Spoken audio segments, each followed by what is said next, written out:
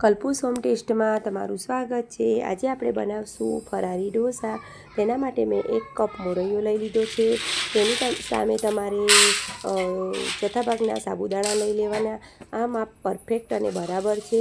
અને તમારે એ વાતનું પણ ધ્યાન રાખવાનું કે મિક્સરનો જગ તમારે હંમેશા નાનો યુઝ કરવાનો, તો જ તમારો લોટ સરસ એવો બનીને રેડી થશે। મેં મિક્સરને બંધ કરીને સરસ એવો લોટ પીસી લીધો છે। તમે જોઈ શકો છો મારો લોટ બનીને રેડી થઈ ગયો છે। પછી તેમાં આપણે અડધી વાટકી ખાટું દહીં નાખી દઈશું। દહીં બહુ ખાટું નહીં ને બહુ મોડું નહીં, એ પ્રમાણેનું તમારે મીડિયમ દહીં લઈ લેવાનું। પછી એ વાટકીમાં પણ આપણે થોડું પાણી નાખી દઈશું। પછી તેમાં થોડું પાણી નાખતા જઈને આપણે ઢોસાનું બેટર રેડી કરીશું।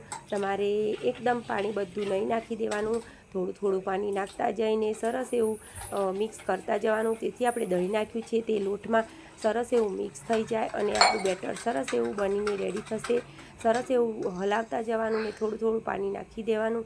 પછી તમારે તેમાં મસાલા કરી લેવા। મસાલામાં મેં 1 ચમચી સિંધવ મીઠું નાખી દીધું છે। મીઠા લીમડાના પાન ઝીણા સમારીને નાખી દીધા છે। 2 થી 3 લીલા મરચાં નાખી દીધા છે ઝીણા કટ કરીને। પછી 1 ચમચી જીરું નાખી દઈશું। જો તમારે મરીનો ભૂકો નાખવો હોય તો તે પણ તમે નાખી શકો છો, અને લીલા ધાણા પણ તમે નાખી શકો છો।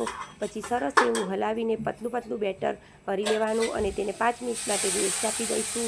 પછી આપણે ઢોસાની તવી ગરમ કરવા માટે મૂકીશું અને તેનું ટેમ્પરેચર આપણે માપે કરી લઈશું। અને પછી આપણે સરસ એવો ઢોસો બનાવીને રેડી કરીશું। તમે જોઈ શકો છો મેં પહેલાં પાણી નાખીને ટેમ્પરેચર માપે કરી લીધું હતું, પછી ઉપર થોડું તેલ નાખી દીધું છે અને બહારથી આ રીતે અંદરની સાઈડ જતાં જ તમારે ઢોસો પાથરી લેવાનો। આ ઢોસો પહેલાં ઢોસા કરતાં થોડો અલગ હોય છે, તેથી આ રીતે તમારે બેટર નાખવાનું અને બેટરને સરસ એવું ફેલાવી દેવાનું। અને ઢોસાને તમારે ગેસની ફ્લેમ પર થોડી બાજુ આ બાજુ એ રીતે ખસેડતા જઈને સરસ એવો ઢોસો શેકી લેવાનો।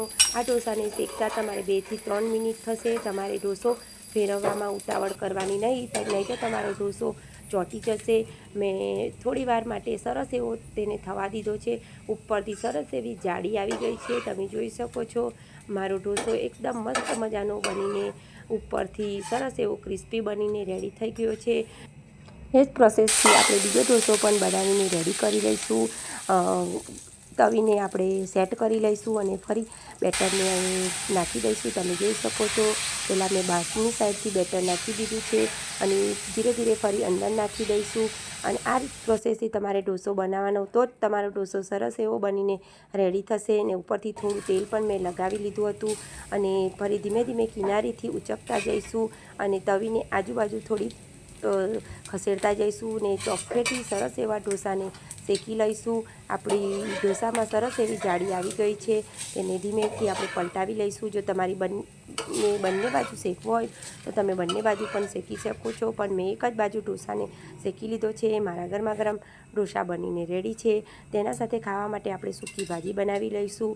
તેના માટે મેં કઢાઈમાં તેલ ગરમ કરવા માટે મૂકી દીધું છે અને બટાકાને મેં બાફીને પહેલાં ટુકડા કરી લીધા હતા। એમાં 1 ચમચી જીરું નાખી દઈશું।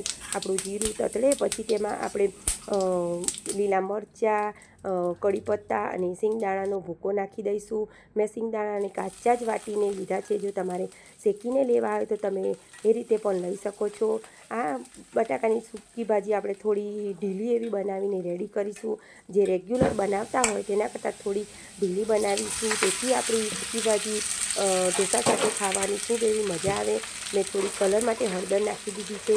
જો તમે હળદર ન ખાતા હોય તો તમે સ્કીપ પણ કરી શકો છો। પછી ઉપરથી આપણે થોડું એવું ફરારી મીઠું નાખી દઈશું। મીઠું પણ તમે તમારા ટેસ્ટ અકોર્ડિંગ વધારે ઓછું કરી શકો છો। મેં અડધી ચમચીથી થોડું વધારે એવું મીઠું નાખી દીધું છે અને ફરી આપણે તેને મિક્સ કરી લઈશું।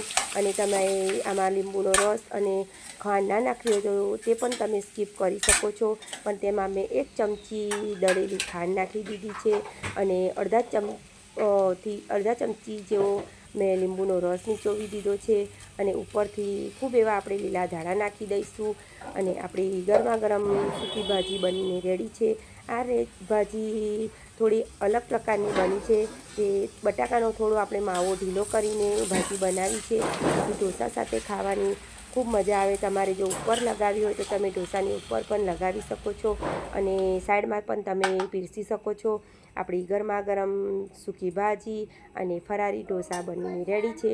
જો તમારે ફરારી ચટણી કરવી હોય તો તમે ચટણી પણ ફરારી ઢોસા સાથે કરી શકો છો. આપણા ગરમા ગરમ ફરારી ઢોસા અને બટાકાની સૂકી ભાજી બનીને રેડી છે. તમને મારી આ રેસીપી ગમતી હોય તો મારી ચેનલને લાઈક કરજો, સબસ્ક્રાઈબ કરજો અને શેર કરજો. તમારો ધન્યવાદ. જય માતાજી.